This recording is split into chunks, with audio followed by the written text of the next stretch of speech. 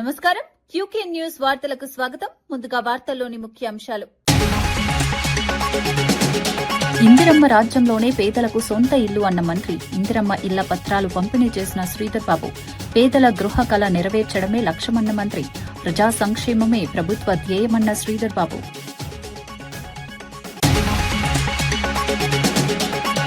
గవర్నర్ను కలిసి భూ వివాదాలపై ఫిర్యాదు చేసిన కవిత. ల్యాండ్ మాఫియా అంశాలను గవర్నర్ దృష్టికి తీసుకెళ్లిన కవిత. భూ సంబంధిత అక్రమాలపై చర్యలు కోరిన కవిత. భూముల వ్యవహారాల్లో పారదర్శకత అవసరమన్న కవిత.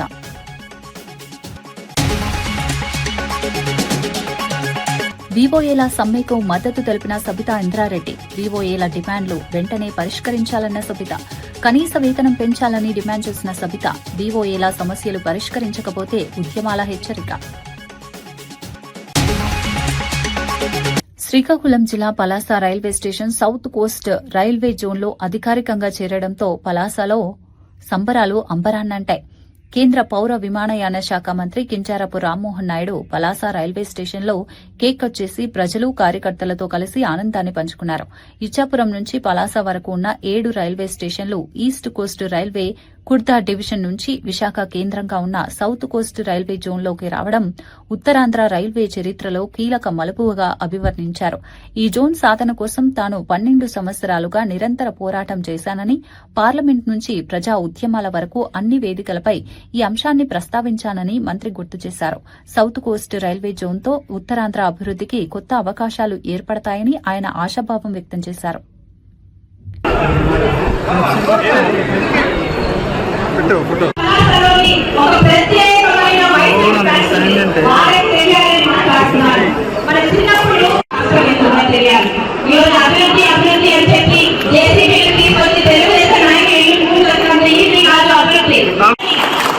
ప్రతి ఒక్క అభివృద్ధిని ఈరోజు శ్రీకాకుళం తీసుకొస్తున్నారు. ఈ విషయంగా ప్రజలందరికీ ఒకటే మాట, కళ్ళతో చూసి అభివృద్ధి తెలుసుకోండి, మాటల్లో కాదు. ఈరోజు మేము ఏం చేస్తున్నాము.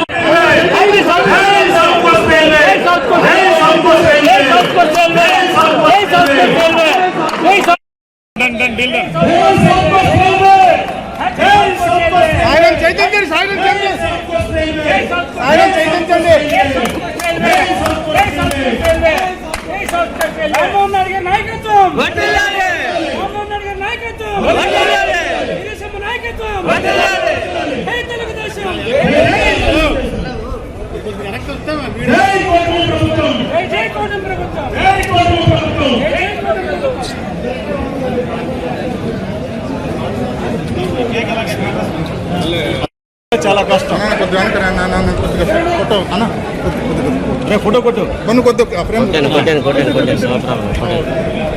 అమ్మ ఇంకొకసారి అలా అన్నా ఇంకోసారి మరి అలాగే ఢిల్లీలో పార్లమెంట్ లో మాట్లాడారు.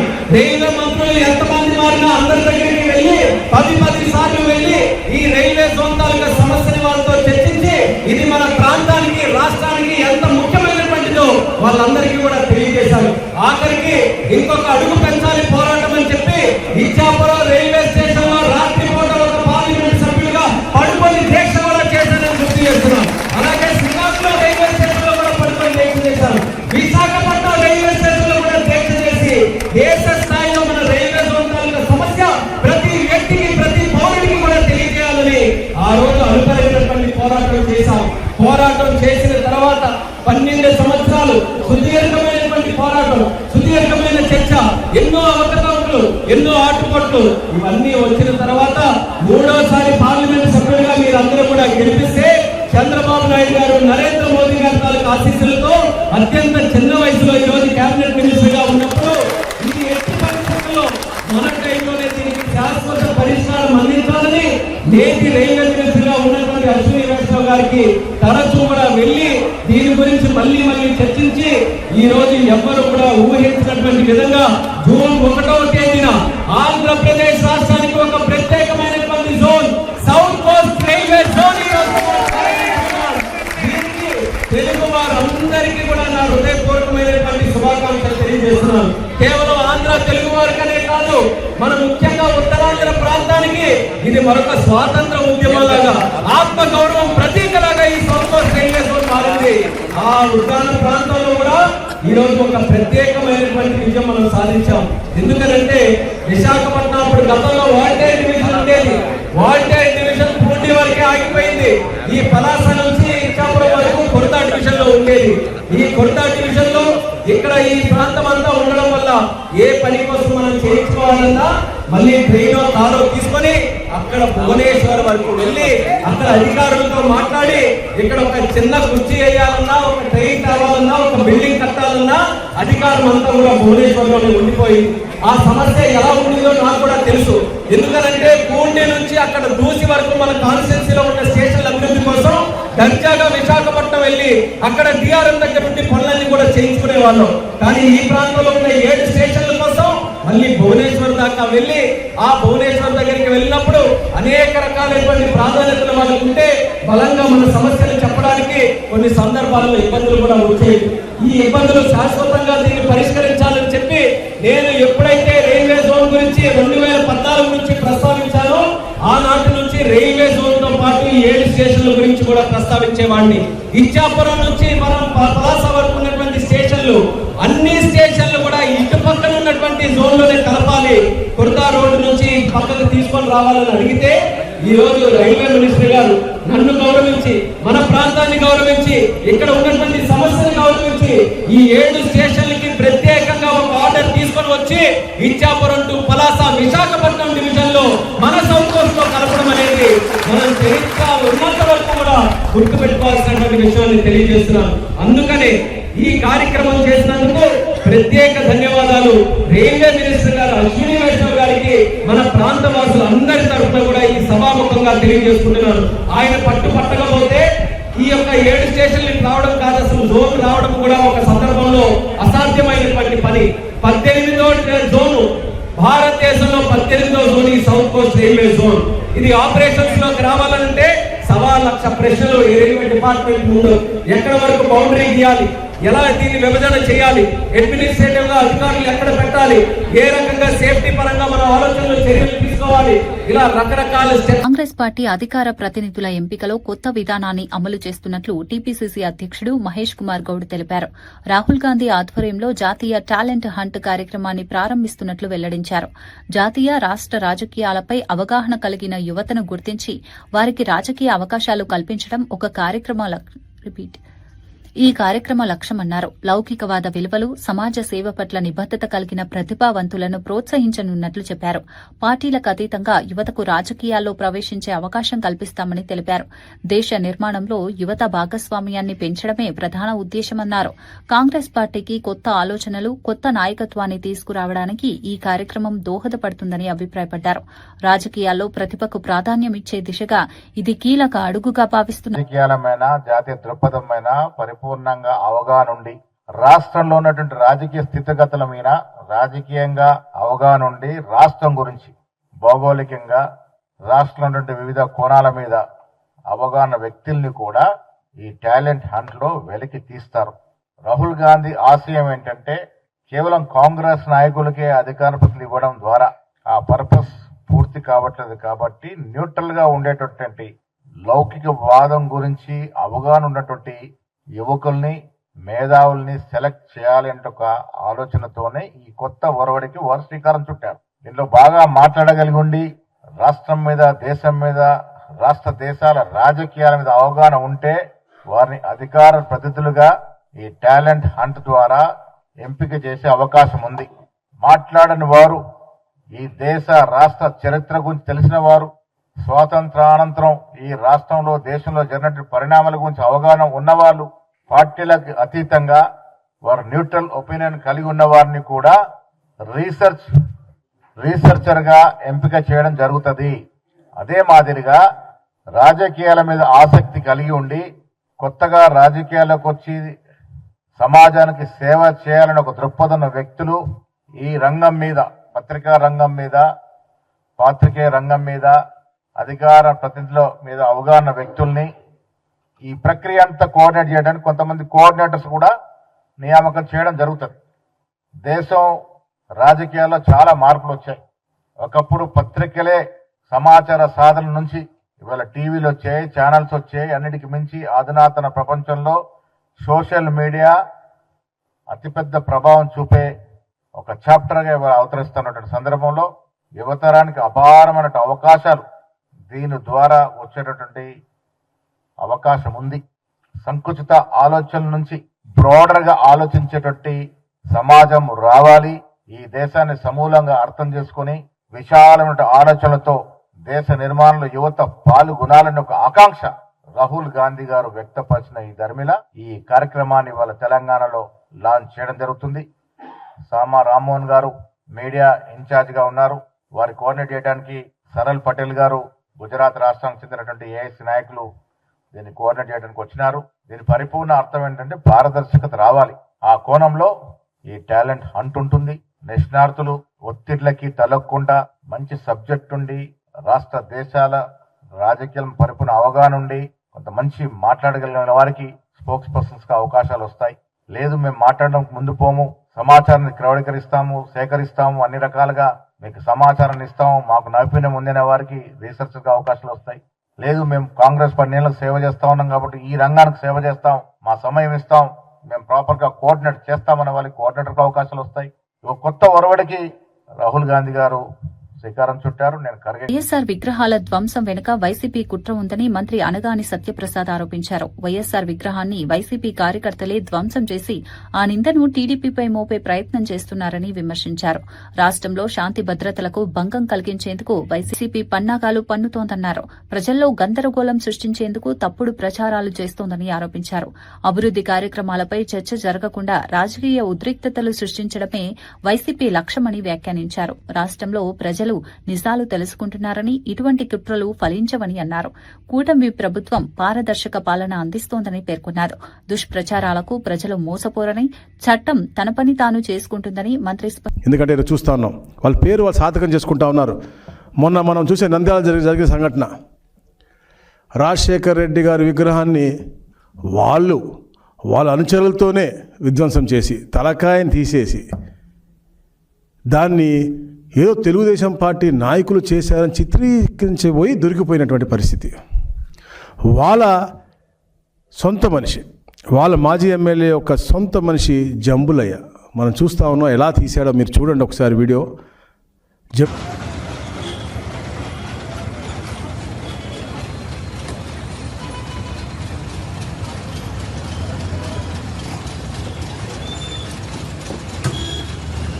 లో కూడా ప్రతి దాంట్లో కూడా పాలు పంచుకున్నాడు. శ్రీమతి కూడా అక్కడ మెప్మాలో సిఆర్పిగా పనిచేస్తూ ఉన్నారు. అది కూడా ఇచ్చింది ఎవరు అంటే గత ఎమ్మెల్యే చంద్రశేఖర్ రెడ్డి. ఆవిడ 2019 నుంచి మెప్మాలో పనిచేస్తూ ఉన్నారు. ఇలాంటి వారు రవిచంద్ర కిషోర్ రెడ్డి, ఇలాంటి వారు అసలు ఒక పార్టీకి అధినాయకుడుగానో అసలు ఉంటే అర్హత ఉందా అని అడుగుతా ఉన్నాను. ఎందుకంటే ఎక్కడన్నా వేరే గతంలో కూడా వీళ్ళ తండ్రికి వాళ్ళకు కూడా చరిత్ర ఉంది. హైదరాబాద్ ప్రశాంతంగా ఉంటే వేరే ముఖ్యమంత్రి ఉండకూడదు, అధిగమించాలని చెప్పే లక్ష్యంతో ఆ రోజుల్లో మతకల్లో సృష్టించిన చరిత్ర వాళ్ళ డిఎన్ఏలో ఉంది. తాత తండ్రి ఈయన అందరికీ ఉంది. ఇస్తే పవన్ కళ్యాణ్ ఎలాంటి నటనైనా చేస్తారని, ఏ డ్రెస్ వేసుకోమన్నా వేసుకుని ఎగురుతారని విమర్శించారు. తెలంగాణలో నిర్వహిస్తున్న నవనిర్మాణ సభల ఉద్దేశంపై ప్రశ్నలు లేవనెత్తిన ఆయన ఇలాంటి సభలను గుజరాత్, కేరళ, తమిళనాడు వంటి ఇతర రాష్ట్రాల్లో ఎందుకు నిర్వహించడం లేదని నిలదీశారు. రాజకీయ ప్రయోజనాల కోసం ప్రజల భావోద్వేగాలను ఉపయోగించుకోవడం సరైంది కాదన్నారు. రాష్ట్ర సమస్యల పరిష్కారంపై దృష్టి పెట్టకుండా రాజకీయ ప్రదర్శనలు చేయడం వల్ల ప్రజలకు ఉపయోగం ఉండదని వ్యాఖ్యానించారు. రాజకీయాల్లో బాధ్యతాయుతమైన వ్యవహారం అవసరమని పేర్కొన్నారు. ప్రజల నమ్మకాన్ని పొందాలంటే కార్యాచరణతో ముందుకు రావాలని సూచించారు.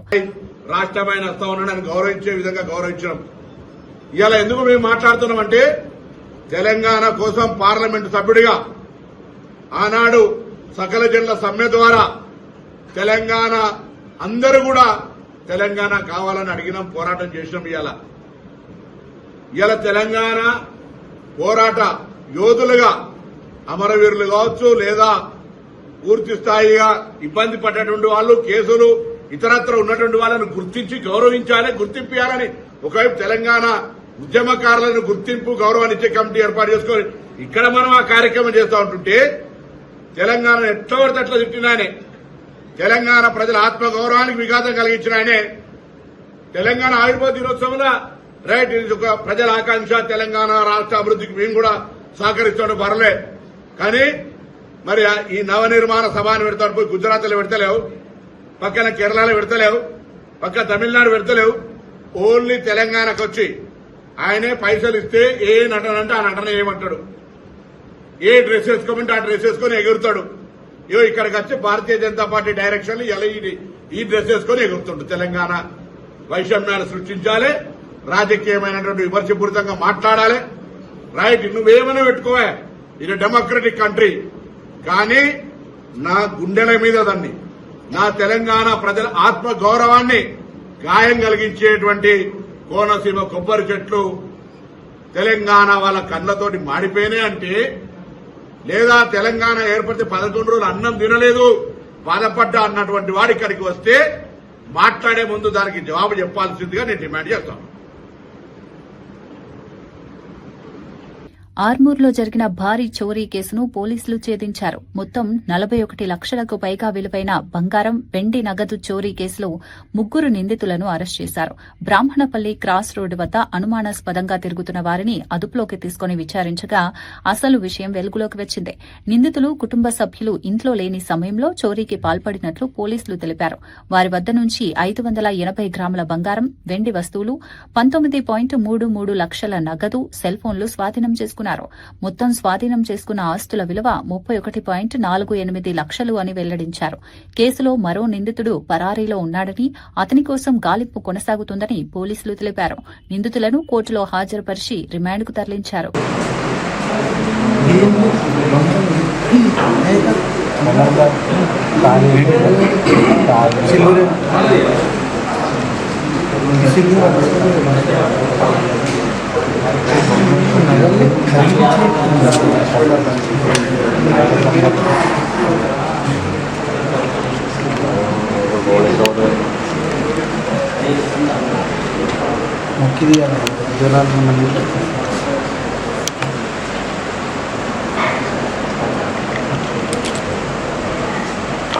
పోలీసులు మళ్ళీ సిసిఎస్ వారు ఒక హెచ్బీపై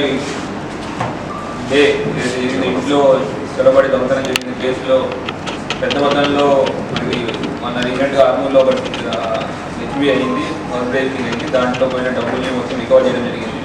విషయానికి వస్తే ఇవాళ బ్రాహ్మణపల్లి క్రాస్ రోడ్ దగ్గర 9ంటికి అందాజగా అనుమానాస్పదంగా వ్యక్తులు తిరుగుతామంటే చెకింగ్లో పట్టుకోవడం జరిగింది. దాంట్లో వాళ్ళు అడిగి వాళ్ళు క్వశ్చన్ చేస్తే వాళ్ళ దగ్గర అన్ఎక్స్పెక్టెడ్ అమౌంట్ ఆఫ్ క్యాష్ ఇట్లాగా 19 లక్షల దాకా క్యాషు, తర్వాత 580 గ్రాముల గోల్డ్, తర్వాత 10 గ్రాముల చైను, సిల్వర్ బిల్లలు ఇవన్నీ ఉండేసరికి వాళ్ళని ప్రశ్నించడం జరిగింది. అప్పుడు వాళ్ళు కన్ఫర్మ్ చేసింది ఏంటంటే, ఇతను అక్యూజ్డ్ A1 విజయ్ అగర్వాల్ అనే అక్యూజ్డ్, ఇతని మీద ప్రీవియస్ రౌడీ షీట్ కూడా ఉంది. A2 సల్మాన్ ఖాన్, A3 ముంజల్ సాయి కుమార్, ఈ 3 అక్యూజ్లు పట్టుకోవడం జరిగింది. వాళ్ళు చెప్పిన విషయం ఏంటంటే, A1 వాళ్ళ బాబాయ్ వాళ్ళు ఇంట్లో డబ్బులున్న విషయం అక్యూజ్ A1 తెలిసి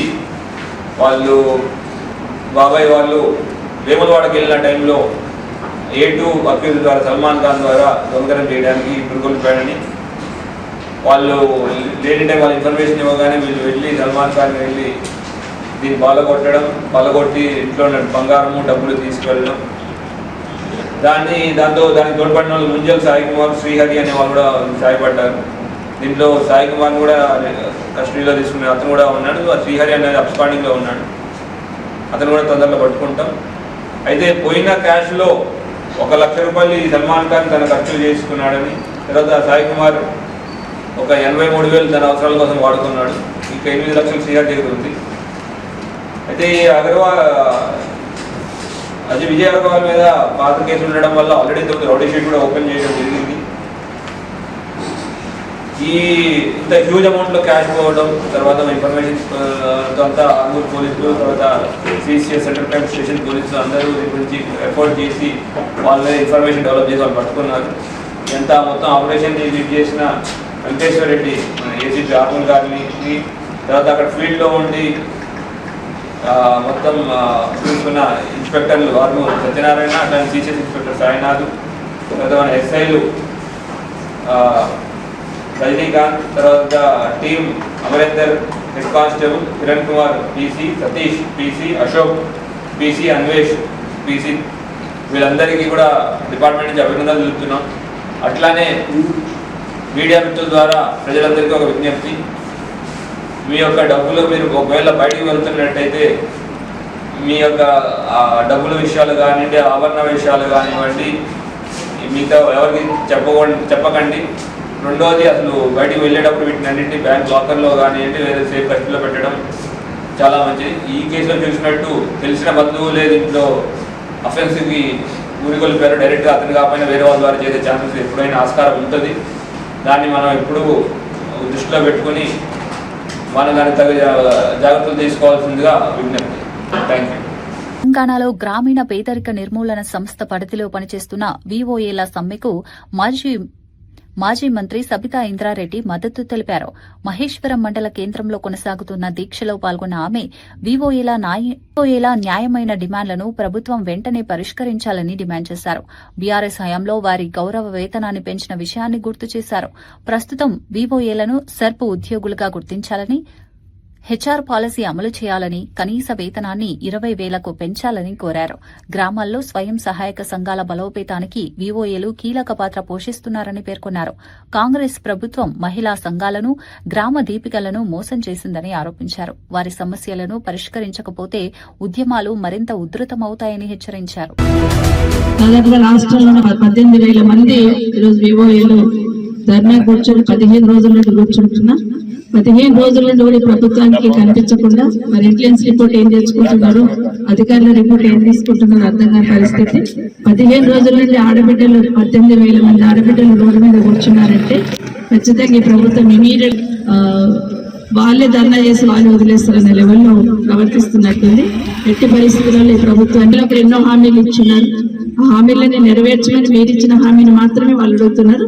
ప్రభుత్వంలో ఉన్న పెద్దలందరూ కూడా ఆలోచించాలి. రేపే ముఖ్యమంత్రి గారు ఫ్యూచర్ సిటీకి వస్తారు. అందుకూరు మహేశ్వరులు ఈ రోజు రోడ్డు పైన కూర్చొని ధర్నా చేస్తా ఉన్నారు వివోఏలు. వాళ్ళందరినీ కూడా వాళ్ళ సమస్యలను, వాళ్ళ డిమాండ్స్ ని ఇమీడియట్ గా ఆమోదించాలని ప్రభుత్వాన్ని కోరుతూ ఉన్నాం. ముఖ్యంగా రాష్ట్ర వ్యాప్తంగా ఉన్న మహిళా సోదరులందరూ స్టేజ్ ఎక్కి మైక్ పట్టుకుంటే చాలు 1,000,000 మంది ఆడబిడ్డల్ని కోటేశ్వరం చేస్తా అంటున్నారు. ఆడబిడ్డలందరికీ కూడా ఆర్థికంగా, సామాజికంగా ధైర్యం వచ్చేటట్టు వీళ్ళందరినీ ఒక తండ్రి వివోఏలు. వాళ్ళని మర్చిపోతే ఈ రోజు మహిళలకు మనం ఏమి ఇస్తున్నా కూడా అది నిజంగా అది ఇస్తున్నట్టు కాదు. ఎందుకంటే వీళ్ళందరూ కూడా ఆడబిడ్డలే. సంఘాల బలోపేతానికి ఏ విధంగా ప్రయత్నం చేస్తారు. ప్రభుత్వం ఏ పథకాన్నైనా కింద స్థాయి వరకు తీసుకెళ్లడం ఒకటి. 18 సంవత్సరాల నిండిన ప్రతి ఆడబిడ్డ కూడా సంఘటితం చేస్తూ ఎక్కడ ప్రభుత్వ కార్యక్రమం ఉన్నా వాళ్ళందరినీ కూడా తీసుకొచ్చి ప్రభుత్వ కార్యక్రమాలన్నీ కూడా చేయాలి. కాబట్టి ప్రభుత్వం ఇప్పటికే 3 సంవత్సరాల టైం ఇచ్చారు. వాళ్ళు మీకు 2.5 సంవత్సరాల టైం ఇచ్చారు. ఇప్పుడు కూడా అడగకపోతే ఇంకా మీరు చెయ్యరని ఆలోచన మా సోదరి మండలికి వచ్చింది. మీరిచ్చిన హామీని, ఎన్నికలప్పుడు మీరు ఇచ్చిన హామీ మీరు మేనిఫెస్టోని సాధించిన తర్వాత కేసీఆర్ గారు సంఘాల బలోపేతాన్ని కృషి చేస్తూ దాని వెనుక ఉన్న ఆర్పీలకు కానీ వివోఏలకు కానీ కొంత 2,000 ఉన్న శాలరీ వీళ్ళకి 5,000, వాళ్ళకి 6,000 చేస్తూ ఆర్పీలకి వివోఏలకు ఇంకొక సమస్య ఏంటంటే సంఘాల అకౌంట్ వేసి వాళ్ళ దగ్గర నుండి తీసుకోవాల్సిన అవసరం ఉంటుంది. గ్రామ సంఘం వాళ్ళకు నేరుగా రిక్వెస్ట్ ఒకటైతే ఎన్నికల కన్నా ముందు మీరు ఇచ్చిన హామీని పాటిస్తున్నామంటే 20,000 రూపాయలు వాళ్ళకి నెలకి ఇస్తామని మీరు ఇచ్చిన మాటని నిలబెట్టుకోమని కోరుతున్నారు ఆడబిడ్డలు. వేరే ఎక్కువేం అడుగుతలేదు. జయశంకర్ భూపాల్పల్లి జిల్లా కాటారంలో మంత్రి శ్రీధర్ బాబు ఇంద్రమ్మ ఇండ్ల మంజూరు పత్రాలను లబ్దిదారులకు పంపిణీ చేశారు. 5 మండలాలకు చెందిన అర్హులైన కుటుంబాలకు ఈ పత్రాలు అందజేశారు. ఈ సందర్భంగా మాట్లాడిన మంత్రి పేదలకు సొంత ఇల్లు కల్పించడమే కాంగ్రెస్ ప్రభుత్వ లక్ష్యమన్నారు. గత ప్రభుత్వం ఆర్థిక వ్యవస్థను అస్తవ్యస్తం చేసిందని విమర్శించారు. మహిళల అభివృద్ది, సంక్షేమానికి ప్రాధాన్యత ఇస్తూ ప్రభుత్వం ముందుకు సాగుతోందన్నారు. ఇంద్రమ్మ ఇళ్ల పథకం ద్వారా వేలాది కుటుంబాలకు గృహ కళ నెరవేరుతుందని తెలిపారు. గ్రామీణ, పట్టణ ప్రాంతాల్లో మౌలిక సదుపాయాలతో కూడిన గృహాలను అందించేందుకు చర్యలు తీసుకుంటున్నామని వెల్లడించారు. ప్రజా సంక్షేమమే ప్రభుత్వ ధ్యేయమని, అర్హులైన ప్రతి కుటుంబానికి న్యాయం జరిగేలా చూస్తామని మంత్రి శ్రీధర్ బాబు స్పష్టం చేశారు. ఈ రోజు మొదటి దఫగా మరి 3,500 ఇల్లులు ఇచ్చినాం. ఆ క్రమంలో ఈ 5 మండలాలకు సంబంధించి పెద్ద ఎత్తున మరి 1500 ఇళ్ల నిర్మాణ కార్యక్రమాలను చేపట్టారు. ఇంకా చాలా మందికి ఇచ్చేది ఈ సంవత్సరం అంటే ఇదే రోజు ఆసిఫాబాద్లో ముఖ్యమంత్రి గారి చేతుల మీదుగా 2వ దశ ఇంద్రమ్మ ఇళ్ల కార్యక్రమానికి శ్రీకారం చుట్టబోతా ఉన్నాం ఈరోజు సాయంత్రం. ఆ క్రమంలో మరొక 1000-1500 ఇల్లులు ఈ సంవత్సరం ఇచ్చే కార్యక్రమం ప్రభుత్వం నిర్ణయం చేసింది. నేను మీ అందరినీ కోరుతా ఉన్నా, ఈరోజు ఇళ్లకు సంబంధించి ఇంద్రమ్మ కమిటీకి సంబంధించి లేకుంటే అక్కడున్న మా నాయకుడికి సంబంధించి నేను ప్రతి మీటింగ్లో చెప్పిన 5 లక్షల రూపాయలు ఈరోజు రాష్ట్ర ప్రభుత్వం మీకు అందరికీ ఇళ్ల నిర్మాణ కార్యక్రమం చేపట్టాలని 2 బెడ్రూమ్ల ఇళ్ల నిర్మాణ కార్యక్రమం చేపట్టాలని ఇస్తాం. ఈరోజు నేను పీడీ గారికి కూడా అదేవిధంగా వారి అధికారులకు రేపు ఫౌండేషన్ వేసినప్పుడు, బేస్మెంట్ అయినప్పుడు, లెంటల్ లెవెల్ వచ్చినప్పుడు, స్లాబ్ పరంగా వచ్చినప్పుడు ₹1 కూడా మా లబ్ధిదారుల నుంచి వారి పరంగా ఎక్కడ కూడా ఇబ్బంది రాకుండా చూసే కార్యక్రమం జిల్లా కలెక్టర్ గారు చేయాలని మేము ఆదేశిస్తా ఉన్నాం. రేపటి మీకు రేపు బిల్లు ఇప్పిస్తాం, బిల్లు ఇప్పిస్తామంటే ఎవరు డబ్బులు ఖర్చు పెట్టద్దమ్మా, నేరుగా మీ బ్యాంక్ అకౌంట్లకు వస్తాయి. రేపు పొద్దుగాల ఎవరైనా వచ్చి శ్రీధర్ బాబు గారు పోతున్నా ₹1 అని అడిగితే వెంటనే పోలీస్ స్టేషన్ కంప్లైంట్ ఇవ్వండి, ఎస్పీ గారు వస్తారు మీ దగ్గరికి. ఈరోజు నేను చెప్తా ఉన్నా, ప్రభుత్వ పరంగా ఈరోజు 5 లక్షల రూపాయల ఇళ్ల నిర్మాణ కార్యక్రమ భాగంలో నేరుగా ఎవరికి కూడా ₹1 ఖర్చు లేకుండా ఇళ్ల నిర్మాణ కార్యక్రమం చేపట్టాలనే ఉద్దేశంతో అందరికీ ఇల్లు ఇస్తా ఉన్నాం. ఎవరైనా మధ్య ధరాలు వచ్చి మీకున్న ఆతృతను ఆసరగా చేసుకొని లబ్ధి పొందామని ఆలోచన చేస్తే స్థానిక పోలీస్ స్టేషన్లో కంప్లైంట్ చేయండి కార్యక్రమం. మేము గత ప్రభుత్వానికి సంబంధించి 10 సంవత్సరాలు తెలంగాణ వచ్చిన తర్వాత టీఆర్ఎస్ ప్రభుత్వ పాలన ఉండే, ఆ ప్రభుత్వ పాలనలో ఒక్కరికి ఇల్లు రాదు. వచ్చిందమ్మా ఒక్కరికన్నా చెప్పుకోవడానికి వచ్చిందా? ఎవరికి ఇల్లు రాలేదు. ఈరోజు ఇల్లు ఇస్తామంటే ఇంకో 10 మందికి ఎందుకు ఇస్తలేమో అని అడుగుతున్నారు. 200 యూనిట్లకు సంబంధించి కరెంటు మీ అందరికీ ఫ్రీగా వస్తుంది. వారికి ఉచిత బస్సు ప్రయాణం కలిగిస్తున్నారంటే అవసరమా, అది ఇచ్చేది అవసరమా అని ఆ టీఆర్ఎస్ వాళ్ళు అడుగుతున్నారు. మీరు అందరూ ఆలోచన చేయండి. మేము ఇచ్చిన మరి 6 గ్యారంటీలో భాగంగా 1, 2 మినా అన్ని చేస్తా ఉన్నాం. ఆ 1, 2 కూడా ఎన్నికల సమయం వచ్చే వరకు పూర్తి స్థాయిలో అది కూడా అమలు చేసి మీ ఆశీర్వాదాన్ని కోరడానికి వస్తాం.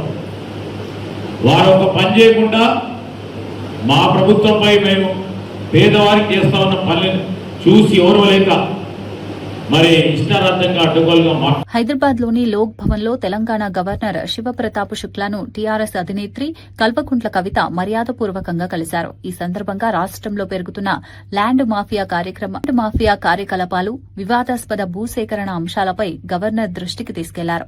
భూ సంబంధిత అక్రమాలు ప్రజల్లో ఆందోళన కలిగిస్తున్నాయని, దీనిపై తక్షణ చర్యలు అవసరమని పేర్కొన్నారు. వివిధ ప్రాంతాల్లో జరుగుతున్న భూ వివాదాలపై సమగ్ర వివరాలను గవర్నర్ కు అందజేశారు. ప్రజల హక్కులను పరిరక్షించే దిశగా ప్రభుత్వం చర్యలు తీసుకోవాలని కోరారు.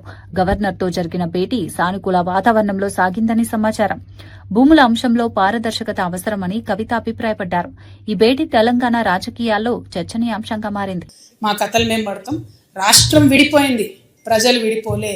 మీరు ప్రజల మధ్యలో చిచ్చు పెట్టకండి. చిచ్చు పెడితే మాట్లాడేటోళ్ళు లేరు, ఊరుకుంటోళ్ళు లేరు అనుకుంటారేమో.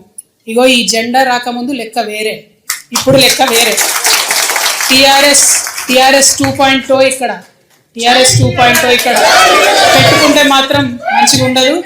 ఇది వరకు ఒకసారి పెట్టుకున్నారు, రాష్ట్రం వచ్చింది, ఈసారి మూతి పనులు రాలిపడతాయి. కాబట్టి మీరు మా ప్రజల్ని తక్కువ చేసి మాట్లాడడం, మా మేధావుల మీద చేయాలనుకోవడం, లేనిపోని సాంస్కృతిక పెత్తనం మా మీద రుద్దాలనుకోవడం, మీకు అక్కడ రాజధాని కట్టుకోవడం చేతగాక మీ పొలిటికల్ పంచాయతీలను తీసుకొచ్చి మా మీద రుద్దడం. ముందు మీ రాజధాని కట్టుకోండి, మా జిహెచ్ఎంసీ ఎన్నికలలో పోటీ చేసే విషయం మీరు మళ్ళీ ఆలోచిద్దాం. మా జిహెచ్ఎంసీలో ఇక్కడ సెటిల్ అయ్యి ఇక్కడ ఉన్నటువంటి ఆంధ్ర బిడ్డలు మా వాళ్ళు. గత 12 ఏళ్ళుగా వాళ్ళని మేము కడుపులో పెట్టుకొని కాపాడుకున్నాం. ఇంకా ఎన్ని ఏళ్ళైనా అట్లనే కాపాడుకుంటాం. తెలంగాణ వాళ్ళం ఎవరిని ఇబ్బంది పెట్టేటోళ్ళం కాదు. చుట్టపు చూపుగా వచ్చినా ఇంటికి వచ్చినా వాళ్ళని ఉన్నాం, వాళ్ళు మన దగ్గరే ఉన్నారు, మన దగ్గరే సెటిల్ అయిన వాళ్ళతో ఇబ్బంది లేదు. రాజకీయంగా పెత్తనం చేస్తాం, సెక్రటేరియట్లో ఏలు పెడతాం, మీ విధానాలలో ఏలు పెడతాం, మీ నీళ్లు దోసుకుంటాం అంటే మాత్రం ఊరుకునేది ఉండదు. ఖచ్చితంగా చెప్తా ఉన్నాం. ఇందిరమ్మ రాజ్యంలోనే పేదలకు సొంత ఇల్లు అన్న మంత్రి, ఇందిరమ్మ ఇళ్ల పత్రాలు పంపిణీ చేసిన శ్రీధర్ బాబు. పేదల గృహ కళ నెరవేర్చడమే లక్ష్యమన్న మంత్రి, ప్రజా సంక్షేమమే ప్రభుత్వ ధ్యేయమన్న శ్రీధర్ బాబు.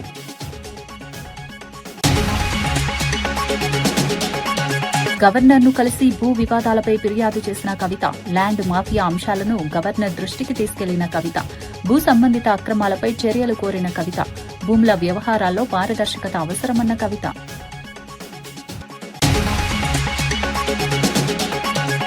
వీవోఏల సమ్మెకు మద్దతు తెలిపిన సబితా ఇంద్రారెడ్డి, వీవోఏల డిమాండ్లు వెంటనే పరిష్కరించాలన్న సబిత, కనీస వేతనం పెంచాలని డిమాండ్ చేసిన సబిత, వీవోఏల సమస్యలు పరిష్కరించకపోతే ఉద్యమాల హెచ్చరిక.